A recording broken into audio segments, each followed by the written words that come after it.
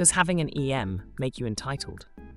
Maybe I am being entitled here, or maybe I'm just so used to my EM's behavior and my role in her life that I can't deal with her being entitled anymore without feeling like I'm at fault and that I clearly must be being entitled too.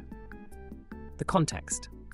Myself, 27, my sister, 25, my sister's boyfriend, and my sister's boyfriend's sister, 24, all live with my parents, 60-ish. The 5 of them live in the main house on the property, and I rent a small shed in the backyard that's been modified to be my own little tiny home. Me and my parents don't get along when we're under the same roof, so this was best. We all pay our rent, and compared to the cost of living crisis out there, it's incredibly affordable, and they still make around an extra $500 plus bills a week from us, on top of the income they have from the business my mother owns and my dad's full-time trade he's been working his whole life. The problem. My partner has been staying with me after losing his home over Christmas. We keep to ourselves and are respectful. My parents had stated when I moved in about 1 to 2 years ago, if he was ever to stay over for 3 or more nights in a week, I needed to pay them an extra 50% of my rent. I've been paying the extra rent since he came to stay, but it's left me a little tight financially. So feeling courageous this morning, I went to say hi to my mum when she took her dog to the toilet this morning.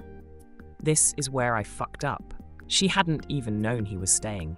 And there I was making the mistake of asking if I could have the next week off from the extra rent portion so I could catch up on groceries and be ready for uni, which goes back Monday, and I don't even have a notebook for yet.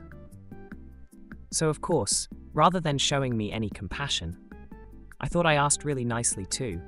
She informed me that actually, I needed to be paying double the rent for my shed if he was staying here.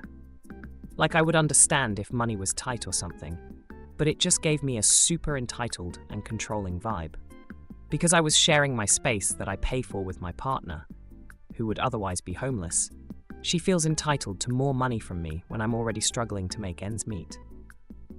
Yes, I did ask to skip the extra rent portion because I need to, but I know I'm not entitled to skip it. Those were the terms upon moving in. After this interaction, Tebahash, I do want to stop paying them any extra rent though.